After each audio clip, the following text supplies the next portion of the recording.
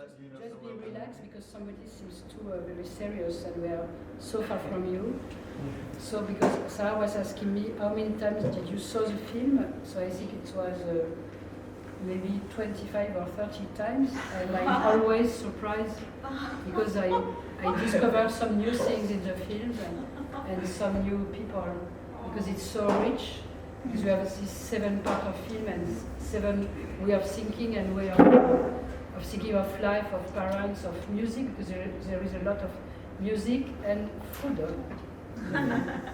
So I think it's also the way of expressing exile and the fact not to be in your own country or to know that you have to leave your country.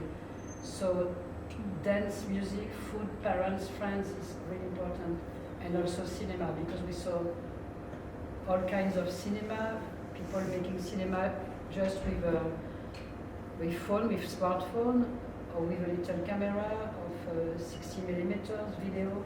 So it's a mix of films. And as film and video archivist, I'm really impressed by the way of you mixed all these different types of film, all these different types of shooting, and it become like a kaleidoscope. I don't know what in English. The same word? Yeah, it is. Okay, kaleidoscope. Yeah. Yes. So we have a very strong way of looking at all these women, including you too, and their daily life, and also what they are thinking about. And I noticed that your film is a unique one without music. Because you are just in front of the prison, maybe. I don't know. So it was just my thoughts after the screening. Maybe I had a first question or something I was curious about is because it could look like 7 people make their own film and decided to put one after another, but in regards to our discussion or previous discussion, you told me that you all work together on every single film. Can you tell us a little bit more on how you proceeded and how you helped each other and how it worked, basically? Yeah, exactly.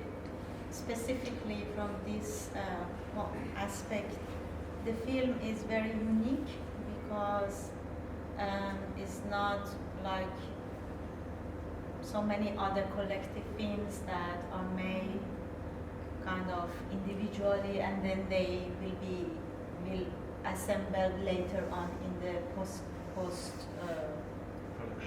post-production stage.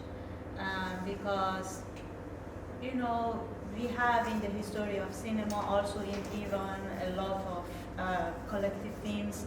In Iran, not that many collective films, and whatever was mostly into the fiction films, and not. I don't remember there was any in the documentary field in Iran.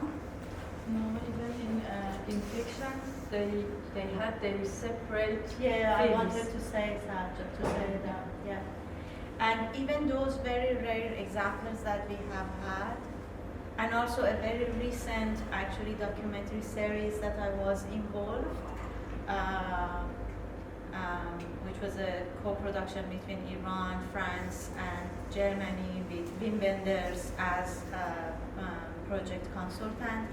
Even the very recent one was like that you make a collective film or a documentary series or a series of films involving several directors, but each part is being made separately, individually,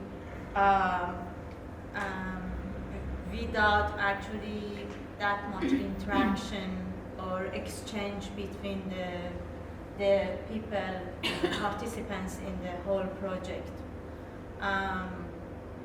So each project is shot with its own group, although the project has one producer or one commission editor or several producers, but then they are assembled, they are put together in the post, and then it's called a collective film or a series.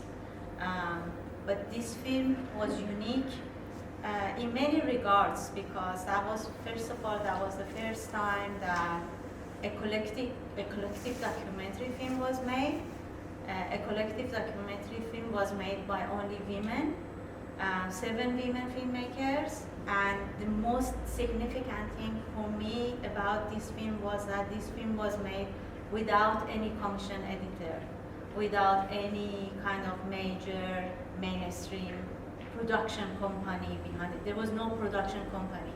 So we had just one little room, shared room, we called it the production office, that 4 of us rented that together collectively, and we 4 of us were filmmakers, editors, so we either made our own films or we edited other documentary films, but that space was actually a core space for gatherings for other documentary filmmakers. For example, Sahar was not sharing that space with us, but she was constantly there, you know, and same as so many other documentary filmmakers, that it was so a place for other filmmakers to come and go, and then we decided to make the film, and at the beginning we were 10 women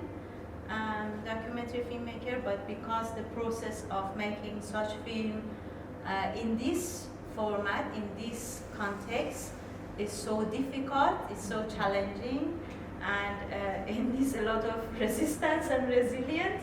So 3 of them gradually dropped off the project, and we 7 filmmakers remained. Although I have to admit that it wasn't an easy path at all. It was so difficult. We had so many up and downs, but I think at the end of the day we could manage to stay together and finish the film. So I think this is very unique, because I was telling Guillaume that and I was the person who was in charge of actually recording the sessions, most of the sessions. So I had a booklet that was writing the names of the sessions and the dates and the times that every time that we had a session. And I think at the end of the project we had something about 60 sessions together, and not 60 1.5 hour or 2 hour sessions, 60 of, we could have 3 hours, 4 hours, but we also had sessions for 10 hours, you know. But as we got to the end of the production, almost half a day, and easily. After that we had sessions of whole day, Yeah. and after that we had party. Yeah. Dinner party with her. So we started the sessions, let's say at 10 a.m. and we were working until 6 p.m. and then we started to chill out and just cook and, you know, just have wines and sometimes socialize. And then our partners joined, and that was the way it was made. We talked about each other's ideas. We also edited each other's films, and that was the only way we could make this film without money. In these all sessions, even maybe I could say like even at the starting point about the concept for which film we want to make and in which theme and even we discussed a lot about that we arrived at this point that we make this auto-portrait biography and say about our express our feelings about our profession and private life and how these two aspects of our life reflect on each other or challenging us in this socio-political situation of Iran. So even that we discussed a lot to arrive at this point that we will talk about that and we will make a film about profession documentaries, our profession and our life in Iran.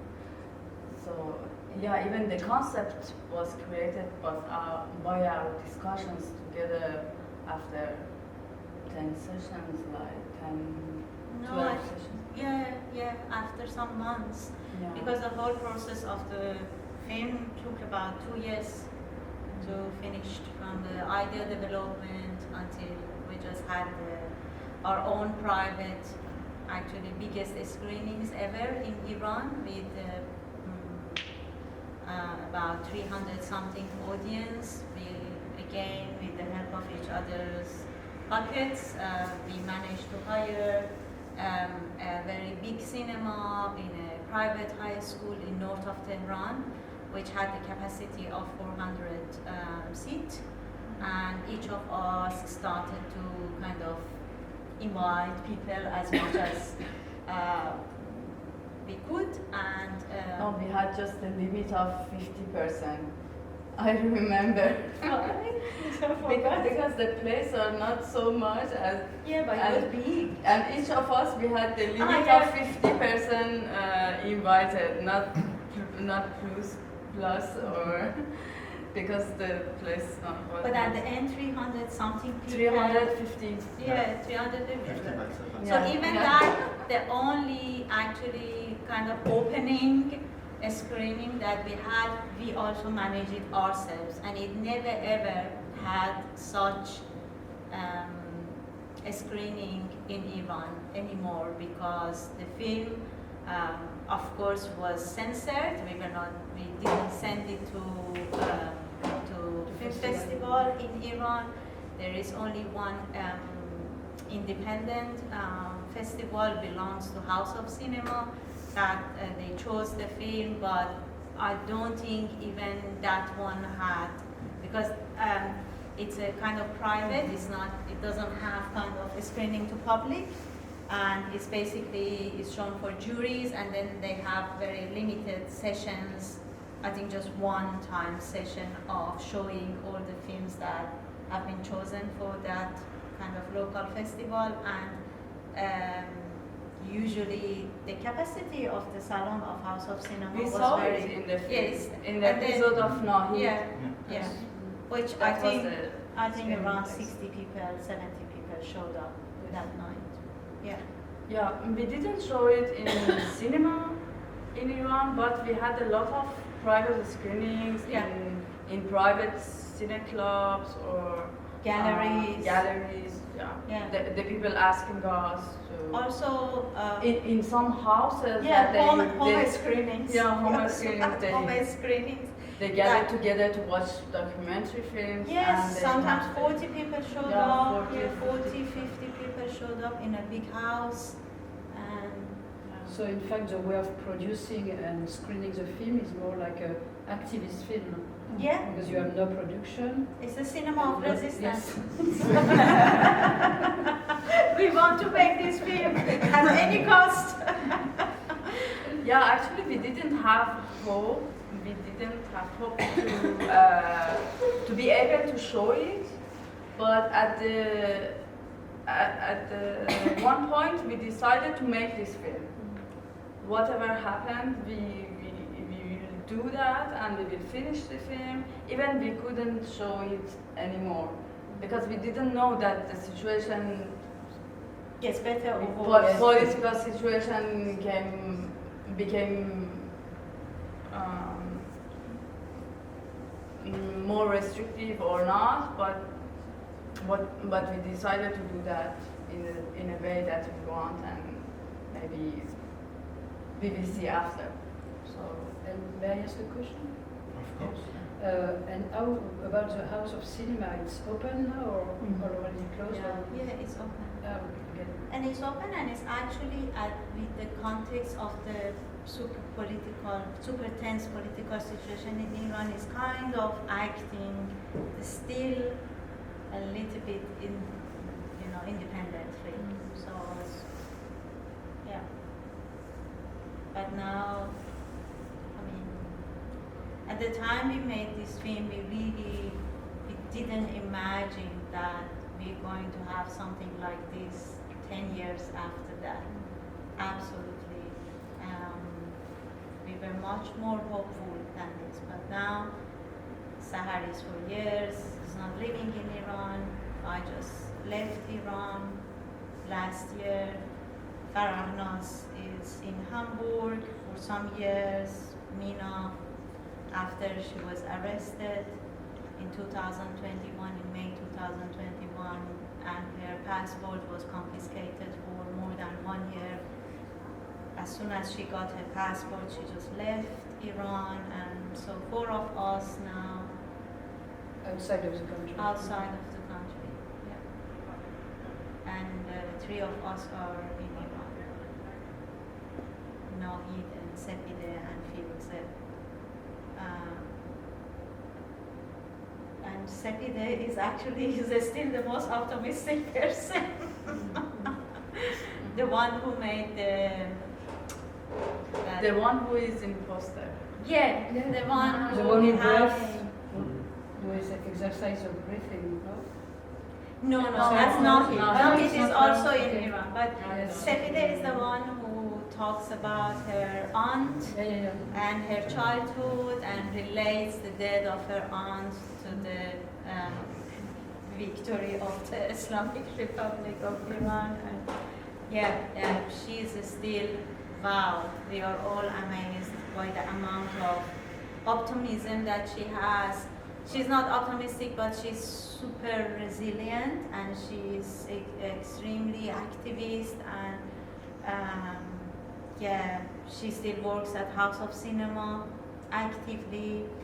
They played a great role, in helping out anyone, any filmmaker, any artist, any people from the guild who was arrested or he's being interrogated by the Iranian authorities. They play a very big role in setting up petition campaigns and stuff like that.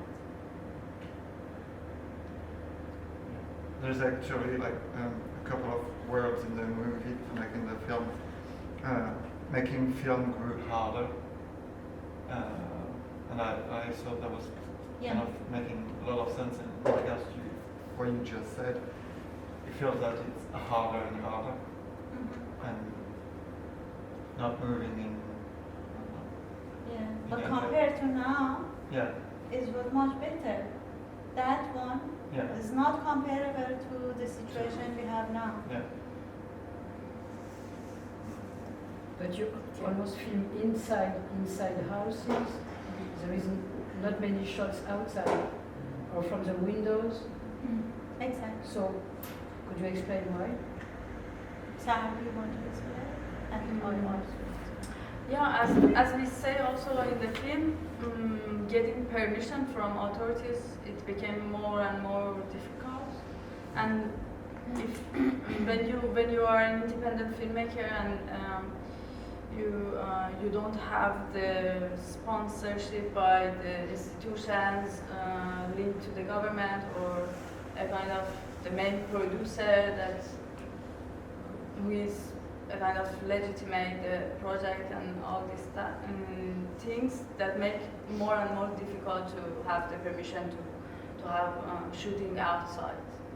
So even the few scenes that we have, sometimes it was in archives of some persons. Sometimes we shot it without any permission, just going in like that, Secretly. or with a small camera, and we support each other. Yeah, but because the last scenes of my episode was all in the streets and the streets around Valley As. I remember that we got the permission, but we got the permission for shooting a short film, which was totally something else. So we just dropped another synopsis, Another scenario. and then we got it. And still, if they coach us, we could say that we are shooting in the street because of this film, because that film had a lot of street shots, you know. So this is also the way that, for example, people get the permission to make short films, but they ended up making feature length films and stuff. Yeah, but I really want to say that nowadays I'm really concentrating on this aspect of making movie as a collective movement. It's really fascinating for me. For example, this film that we made, I mean, I don't know, it just put an impact on each of us that we are still together, 7 of us, although we went different paths and we still have different opinions on some stuff, I don't know, how do I say? Even different political point of view. Yes. Yeah, We have a even lot of different. Yeah, but it really brought a sisterhood for us. It's a very special relationship 7 of us have together.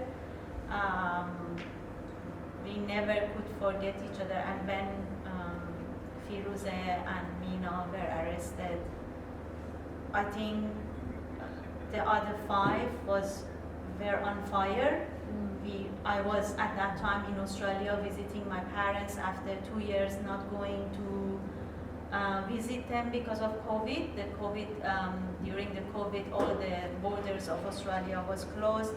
I was there, Sahar was here, Farnaz was in Germany, and we were madly contacting each other every night, every 2-3 hours, and Nahid and Safide really did their best to not only try to help them for their situation, but also to get contact with us and make sure that we are called, that they were reporting us. And I think this is really amazing. I just see this group of people as my family. And these are, I think, the achievements that filmmaking can also bring for you.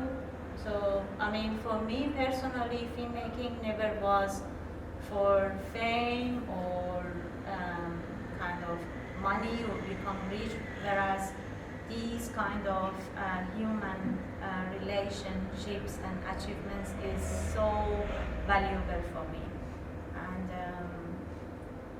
yeah, as I said, you know, recently I was in a group project, in a collective project, but the setting of the whole production was in a way that we don't get into, we don't get connected too much together.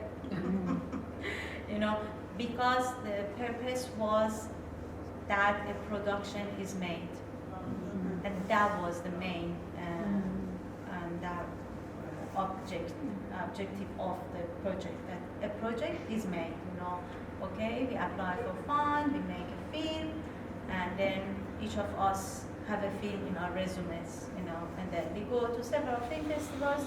It's good, it's great, you know, but then it's, yeah, but then it's dead, you know. It's just, you know, it's as if you haven't gone through this process. You just created an object, and that's it. So you can put it in the shelter, you know. Why 7 female filmmakers? Why not working with men also and making a collective more open than just women? And even before that, the people who knew that we are in this project, they said some disappointment things like, you are not going to finish this film. Yes. It's not really. This is not going to. It's not really yeah. because I think it's a stereotype about women. Yeah. Yeah. We are supposed not to be able to work together. Because we together, jealous finish of something. each other, Yeah. or we gossip, or we do that. But Yeah. in reality, have you ever seen any collective film made by seven? Yeah, I know. And then they said, okay, then we are going to make a film with 7 male filmmakers. And we said, And okay, that's great.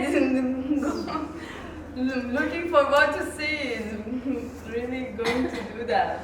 I'm not pro these dialogues. Yeah. But when you are faced with such questions, then you have no choice but to bounce back. You know. Even they said, okay, in reaction, we are going to make a film with 7 male directors, and then you will see if you like it or not. It's not really sympathetic to you just. Yeah, I remember. Yeah. And that would be also, yeah. So, for example, in But our still they archive, didn't do that. yeah, in our archive as a center, we have a lot of collective of women feminist film made by collective, real collective. So we have the proof that it's really possible and it exists. And so, Yeah.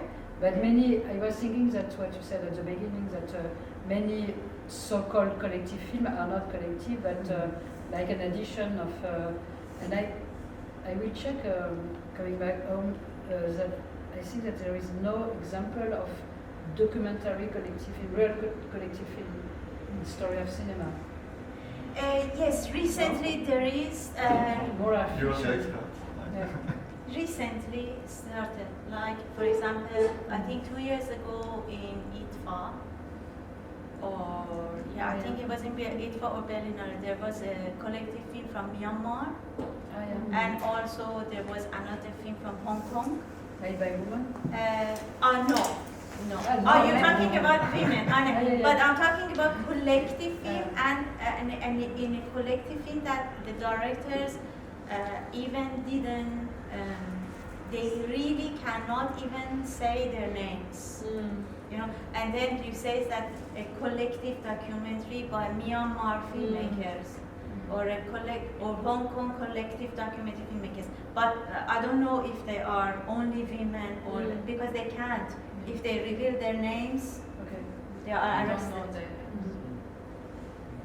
But you were talking about the collective that is entirely made by women. No, and especially documentary. Not fiction. Yeah, you're right. I haven't. I have to check before we say Yeah. something more. Yeah. Is there any questions? I understood that you both left your country, and I want to know how does this affect your practice nowadays? More than. Yeah, there is 6 years that I live in France, in Paris. Actually, it's difficult because at the end, the French, for example, is my second language. It's not my mother native language, so it's difficult. I didn't study here, so I got so into the format of writing or argumenting the things or these things, so it's more difficult to get to be financed in this way. So because I used to do more in Anglophone formats that was more shorter or brief or something like that. So I had these difficulties. So you had the difficulties of your visa, a lot of things, because I don't have any family here. So I lost a lot of time, and I lose again a lot of time to preparing the documents, to asking for visa and all these things. But let me say also the positive aspects. So it helped me to look at my country with a kind of perspective and see some things that I couldn't see when I was inside. maybe I was so much involved in some situations sometimes. And at the end, why I came out, because came out of the country and choose to live more abroad than inside Iran, because I had this feeling of being passive because of a lot of anger inside of me and not being able to changing the situation or doing something to change, improve, and I was always accumulating the anger and not a space to exteriorize that. So at the point I saw myself, I do nothing, I'm not productive. I have a lot of idea, but at the end I don't have energy to go forward to what I really like to do. So I decided to just leave the country and at the first time to take care of myself and being calm somewhere else than my country. And even, yeah. Yeah, but now at the same time it gives you the opportunity to explore things that you never was relieved in for you in terms of I get to know myself art more and more and practicing a kind of self-liberation of a lot of things that I grew up with a kind of censor. Even we say we are independent filmmaker and we challenge the censor and all these things, but the censor at some point became internalized. Self-censorship. It became inside you, and even you don't aware of that, but you don't let you really go so far from that censorship, because the sphere of fear or censorship that is, when you grew up with that, it's, but at the end it gave me the opportunity to look at the socio-political history of my country, to get access to a lot of archives that were closed and remain in the closets. And I worked with Simone de Beauvoir, Audiovisuel archive. I found a lot of things about history of Iranian women movement during the revolutionary times that I really... That I don't know. that I really wasn't aware of that movement, a lot of things. So I want to finish with that. In Iran, I don't know if in any other countries also there is this cliche that they say the artists when came abroad could do nothing really, and the life of the artist finished when it became to exile and so these things. But I realized no, it's not true. It's just a cliche. You could continue to have your artistic life abroad, and you are not just belong to the geography that you were born or to the language that you. But so you know why we have this cliche stereotype? No, it's because we were always told that censorship and limitations bring creativity. It was actually a kind of a manifest or statement or a slogan of all the artists, the generation of the artists who go through the revolution. And then they faced this kind of very restrictive Islamic regime, and then they faced other kind of censorship, because there were also other way of censors going on in Shah regime. But this one was much more obvious and I think very shallow way of censorship, very humiliating way of censorship, actually. But then they started to come, for example, we were all grew up as female students that limitations bring creativity, which is okay, you know, to some Your extent. limitations yourself, not the others put the limitations for you. Yeah, but also it helps to some extent, you know. But when it goes insane, when it's not finished, when it's not stopped, when it's ongoing, when it's repetitive, then there's no creativity anymore. It's just obstacle harder, you know. I think it just put you backward, you know.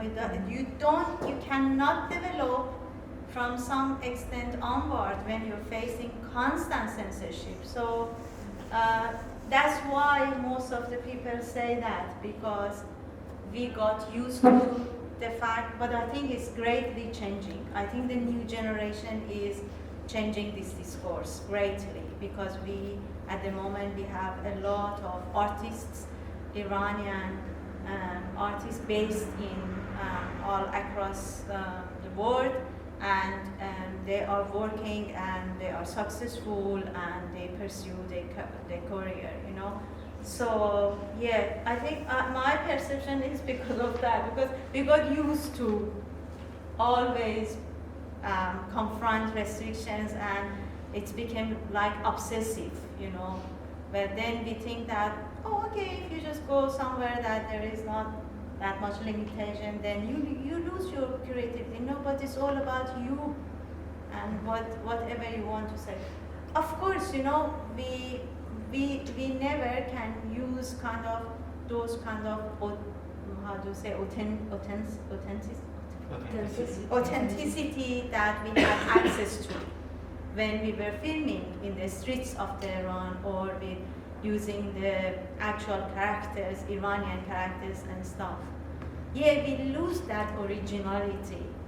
We lose a lot of vibes, we lose a lot of atmosphere, we lose a lot of exotism that anyone can shoot in the place of their homeland, that can have them in their films.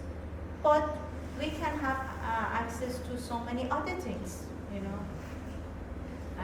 May I add, it's a chance for us too to welcome people, for example at the center, but everywhere, and to have a different way of looking at Iranian archive that we have in our collection center, and to be able to see how this archive can be used by people from this country, and make like not a comment but a new film. And so for us it's really a chance to be people like you, and to have this new look, new way of looking at that political situation of exile, of many different things, and especially about the revolution, the so-called revolution of 1979.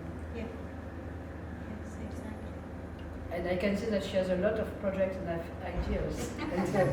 And we have some exhibition together in different countries with photos, because we have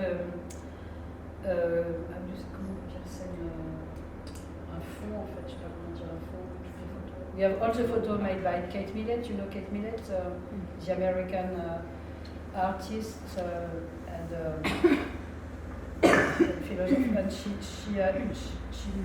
have shot photos in Tehran in 1979 with her wife, Sophie Kerr, and she chose to give all the photos and all the records, because they record a lot of things, a lot of discussion, to Simone de Beauvoir Center. So we have this, it's like a very beautiful gift. Wow. And so we use it, many people came to use it in different ways. And when I met Sahar at the beginning, we have decided to keep all these photos for her, and that not other people have access to this photo until she make a project. No, because I arrived just two weeks after the deposit of Yes. this archive from Sophie Kerr. So it was like. And I had the project before in my mind, and I knew that the archive exists, for example, in Duke University in States, America, and then we decided to go to Audiovisuel Simone de Beauvoir Center to see if they have something related to that, and then it was just two weeks that they received this archive, And the archive belongs to during the revolution or just before No, or it's after? it's about the movement, Iranian women movement on Ah. March 1979, a little after February 79. So for us also it was a good surprise to Yeah. have somebody 2 weeks after saying, I'm looking for Iranian. Nicole said, Yeah. Nicole said we just received that, but we didn't put it in the site yet. It was not We want to documented. see if the things that you search for, but it becomes like, we did an exhibition last, no? Yes, in Berlin. 2002. Yes, 2002. 22. 22 in summer in Berlin in House of Kultur Nervelte, HKW. It was about feminist movement in Europe. Yeah, so there is a lot of things that you could do in exile. I don't know if you are in exile or not, but hopefully that would be inspiring for you. My question was more like about did the materials you were using, did they change? As you said, like you are not in the place you can have direct touch with the. If I want to, and I think it changes. It cannot be the same. And I personally, because I just left Iran 1 year ago, although in the previous years I was traveling to Europe, I stayed 1.5 years in Germany and stuff. It was for some years that I was kind of detached from Iran, but it took me really several years to finally decide that because I have Australian passport. I don't know if I didn't have Australian passport, even though I had Australian passport, but because it was renewed in the Australian embassy in Tehran, just because of the name of Tehran in my passport, I had difficulties for renewing my visa in Germany. I also made a film kind of on the concept of nationality, and how harmful is the concept of nationalities. But at the same time, that film really greatly changed my whole point of view to the concept of linking your identity to your nationality. It really, really liberates me from this concept. So this is another aspect of making films that it can change you also. It really changed me.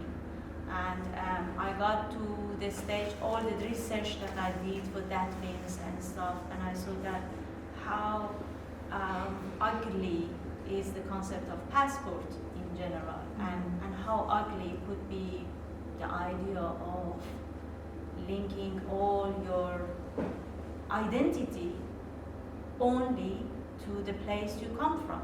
So in another word, your nationality,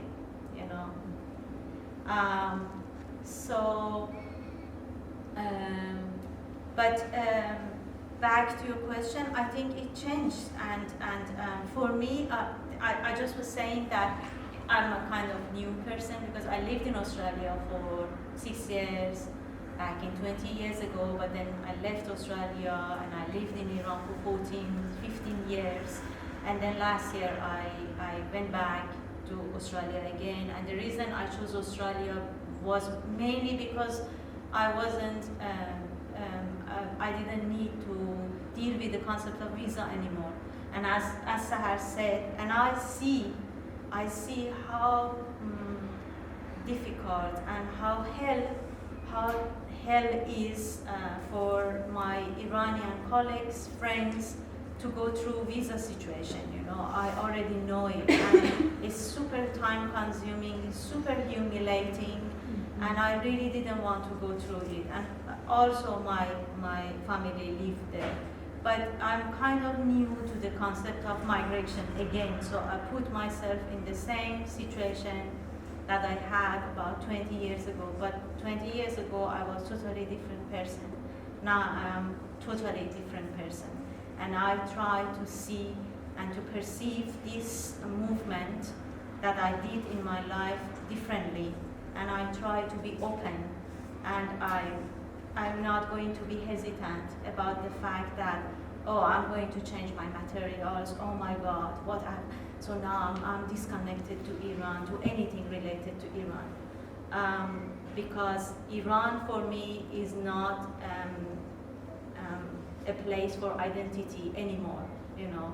Iran could be a case study, a research study that I grew up there, so I'm familiar, not 100%, but I'm kind of familiar with the majority of cultural, you know, traditional, political, societal aspect of that, but not 100%, because when we talk about the country, we talk about the big lands, you know, that, for example, in Iran, each region of Iran really has different traditions, different customs, different beliefs and stuff. It's super, I think it's very diverse country culturally, you know.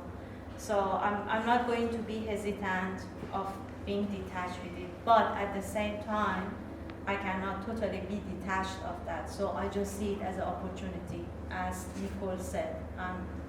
Whereas 20 years ago, I was a young student, and I just was thinking that, oh my God, no, it's not possible. I've got nothing to do with Australia. But maybe that was vital for that time. That was crucial, and it made me to move back there. And then you see that you work, you struggle, you resist, you fight, and at the end of the day, you're a stranger there. So I don't want this place anymore, or at least now. I don't know, maybe next 5 years, I'll go back to Iran. Yeah, I had a question about the times you have shown the film abroad, like outside of Iran. Have you had like any reactions from like other like Iranian diaspora, and how has it been? Like, have you had experiences of that sort? If you like. Yeah, in the screenings that we had, there were some Iranians also in diaspora. Okay. And even some cine clubs directed by Iranian in diaspora, they showed our film, and their reaction always, most of the time they really liked, yeah. I remember It was positive, and they really liked that. Yes. It was not, I don't remember shocking reactions. Yeah, from Iranian outside of Iran. Yeah. Oh, In some yeah, festivals, they come also. Yeah, I had some kind of adventure. Like, for example, why you use so much Gugush. Yeah. Gugush was a singer for, you know, Shah family, and why Gugush, you know, this, so many of these leftists, you know, that were against Gugush, and they were thinking that, okay, Gugush was not a revolutionary person, it's got nothing to do with revolution and stuff. Yeah, actually between us also there were such kind of opinions too. If you see my episode without any music, because it was a kind of reaction also towards another episodes, because I saw all of them, a lot of music, a lot of archive, and I said to myself, oh, I don't really want to go again for all archives and But that was music. good. Yeah, and I choose this style of not using, using less materials to say something that I wanted to say. So you don't like Gugush? No. Yeah, no, I like her, but not as much as Yes. it is in the film. So, but for example, we are also Farahnoz loves critical Gugush. about our Yeah. film. Farahnoz loves Gugush. Farahnoz loves Farahnoz no, loves but Sepide, Nahid, all Yeah. of them also It used. was a coincidence, Yeah. you know, because Yeah. suddenly we got to a group that Farahnoz really loves Gugush, and then many years before that, Nahid was made a film that used Gugush in yeah. it. And No, but what I wanted to say that Iranians in diaspora also they have different ideas and they could have the empathy for some episodes or for some episodes not. I said a lot. They compare a lot the episodes Oh, when they they say no this concept we like that approach we don't like. It was this. Yes, But myself, I don't like this comparative between episodes. yeah, we always hesitated to Yeah. go through discourse. But that's the reality Yeah. that came Yeah. from the audience. We also got some offers from some TVs that they wanted to buy only some episodes and not the whole film. They That's said good. that, Yeah. they said that, oh, we are interested in some of them and we find some of them very good for our TV, but not all of them, and we rejected that. We said always that, show the no. film all 7 episodes. We said that it's just one piece, Yeah. you know. Yeah. Otherwise, Yeah, Tina. and first of all, thank you so much for this incredible testimony on women artists and filmmakers.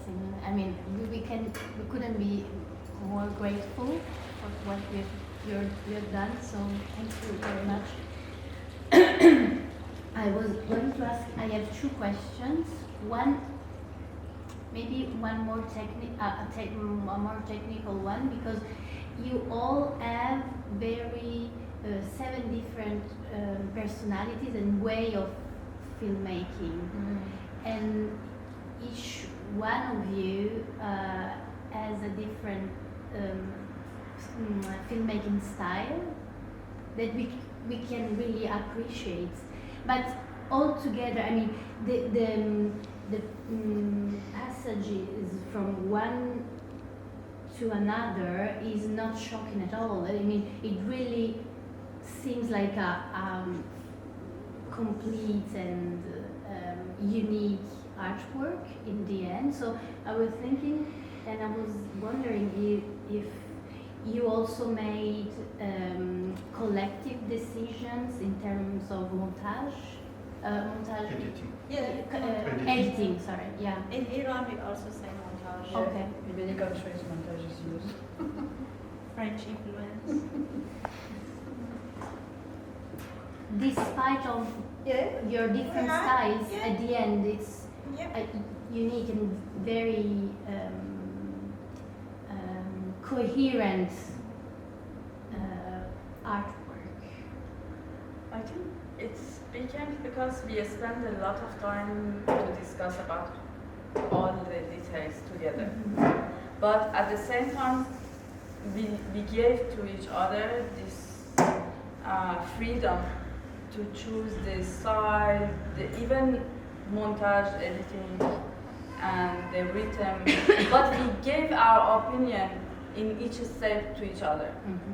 But at the end, it was each director that she decided what she do for her film or not. But we were so openly giving our ideas, comments, critiques to each other without any censor and we hear that. We had the sessions that hearing the opinions on the text, on the montage, on the We watched the rough cuts rough of yeah. each episode.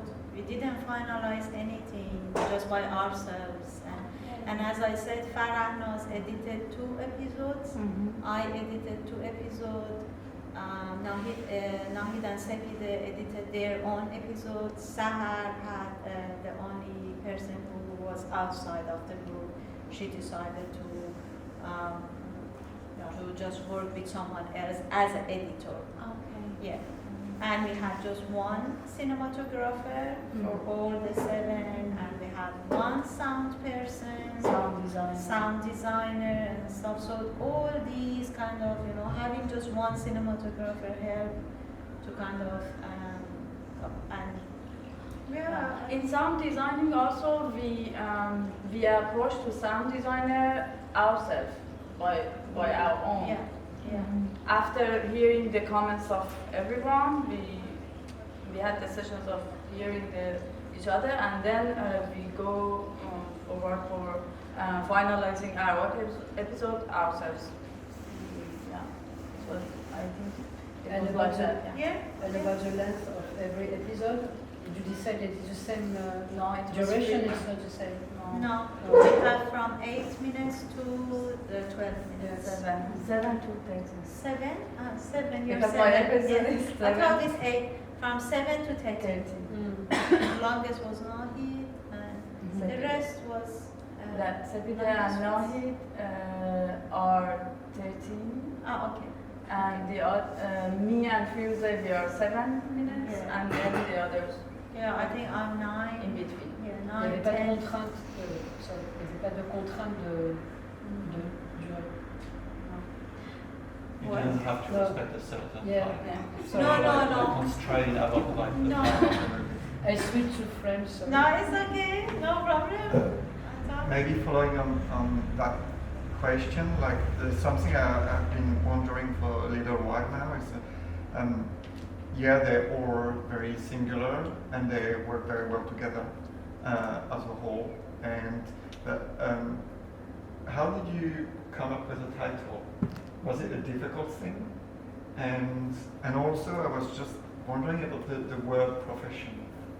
Because if you look at the dictionary, profession like involved, the first thing is a job being paid. And I fully agree with what you said at the beginning about an activist movie and how money was not a question and you had to make it. You had to make it happen and finding like other ways. And yeah, how did this title come up? And then was it difficult to agree between the 7 of you? Yeah, it was very difficult. Yeah, because I remember at the beginning we were talking that, okay, how we want to do it and stuff. And then at the beginning, when we were 10 people, we said that, okay, each of us make short films about whatever they want to make, We had different ideas, and then we started kind of brainstorming, bringing the ideas, reading together and stuff. But the whole process shaped very gradually, and then we said that, okay, how we are going to link these super different ideas together and stuff. But at the same time, we were in a very specific political situation. And the reason that film was made was because of that. That we faced massive crackdown of the regime against the demonstrators, and we felt that we were cheated, and we were all shocked, and we didn't have any job to do. The only job we had was to go at certain time, at 4 p.m. we go to streets, demonstrate, and come back after. And it was funny that we were coming back, because after that we had Egypt, and then we saw that, oh my God, they are continuously in the streets for 24 hours. But Iranians, we had the time from 4 to 9, and then after 9 we gathered each other, but it was a very, very, very weird, strange times at the same time. But then, yeah, we went through 6 months of not working, because we just didn't know what to do and stuff. And then this film was really like a way to kind of also do a therapy. You know, we were started revealing each other, our fears, our hopes, what disappointed us, what was significant and stuff. And then as the time was passing, new legislations started to happen against filmmakers by the government that, for example, before the Green Movement, documentary filmmakers and short filmmakers were not obliged to apply for authorization certificate from Iranian authorities for making and shooting films. But then suddenly we saw that when they saw the power of the documentary filmmakers during the Green Movement, they started to put a lot of restrictions and obstacles for filmmakers, short filmmakers and documentary filmmakers. So they said that for making the story of your documentary film should be approved by us, and also when you make the film before the screening we have to approve it. Then we started to be challenged of being a documentarist, and then in our discussions we came up to this decision that why not we talk about our relationship as documentary filmmakers with the current situation, with the current setting that the authorities are providing us, and how we're going to make a film from now on, because we considered ourselves as independent filmmakers. We didn't want to go and apply for funds from governmental funds and so. And then, so it was a big question that what we want to do from now on. And it means that we're not going to show our films in Iran anymore and stuff. Which later on we showed our films in Iran, but not this one.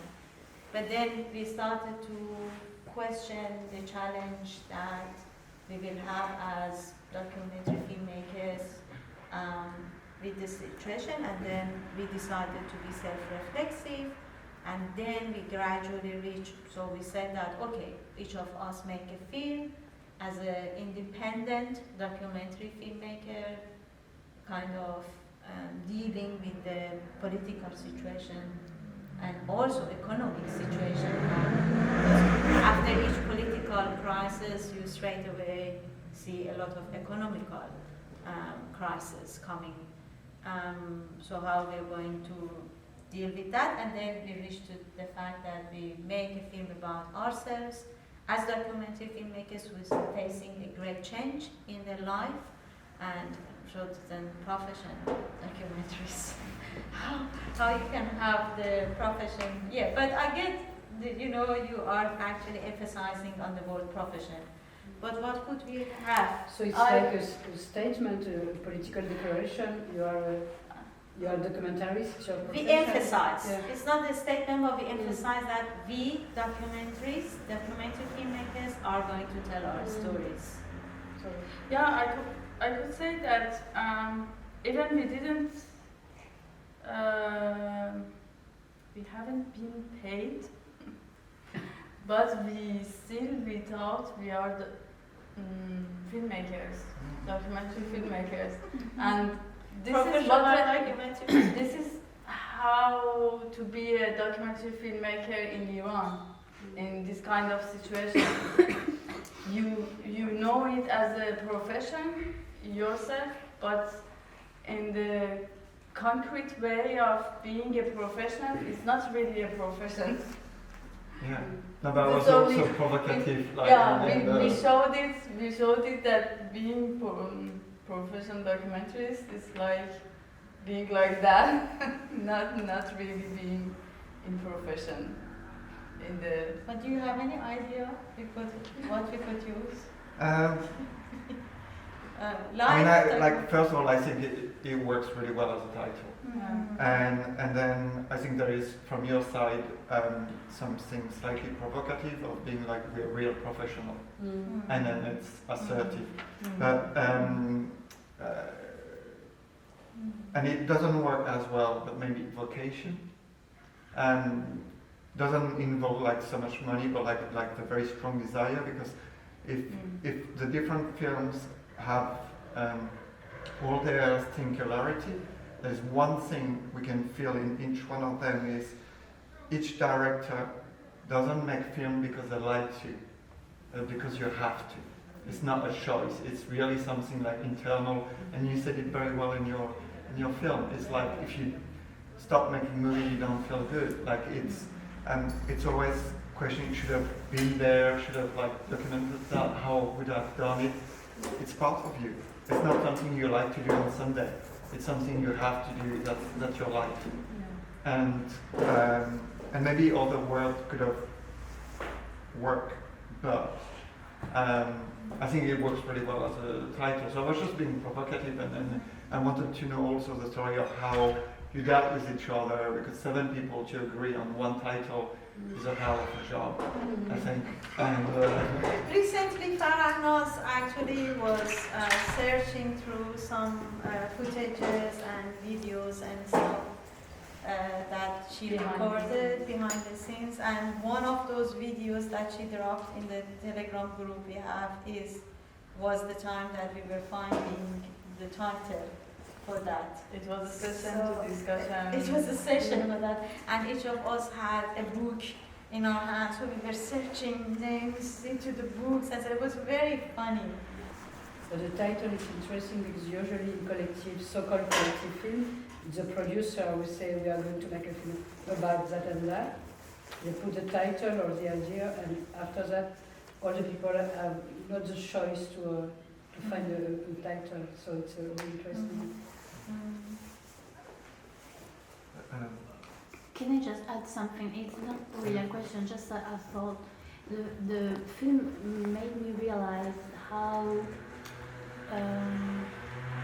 under such difficult circumstances, how personal and private archives become highly political. It's like there's the only way to do a resistance.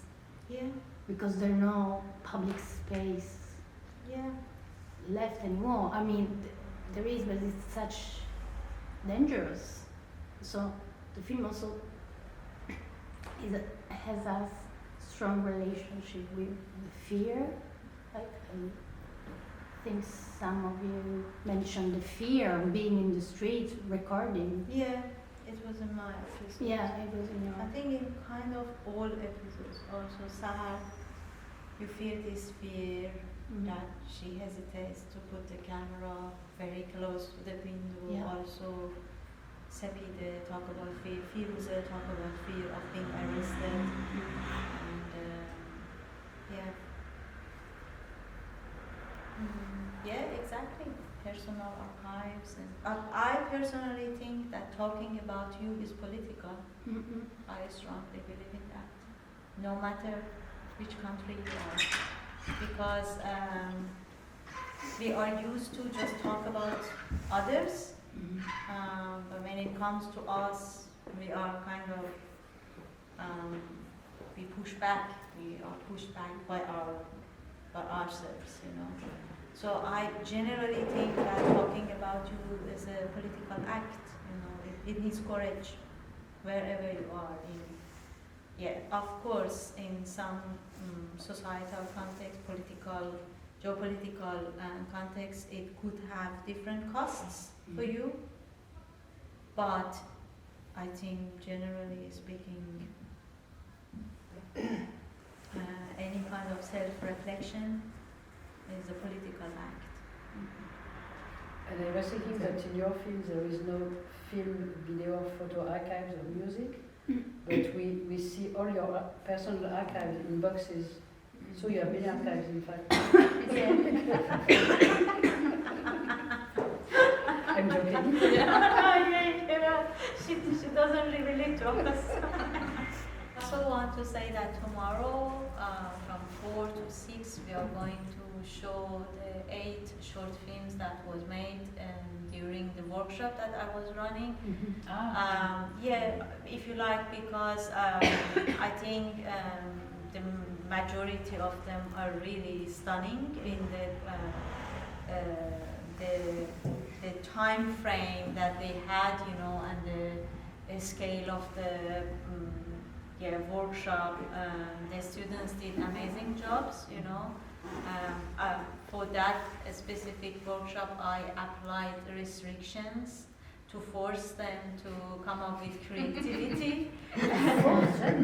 Yeah, I set up a criteria that your films need to have only 3 shots and not more, or just 1 long take shot. And or if you want to make an archival footage, a film based on archive footage, you can have unlimited cuts. But otherwise, we have one student here that have a very good film, Marion, and I said that either 3 shots or just 1 line take shot. And I think you all got in what term it helped you. So really restrictions can lead you to creativity, but yeah, as I said, when it goes beyond that. But I think I suggest, if you like, come and have a look, because I think you're surprised by the quality of and the stories that the new generation says is really interesting for me. Yeah, great. I'm personally looking forward.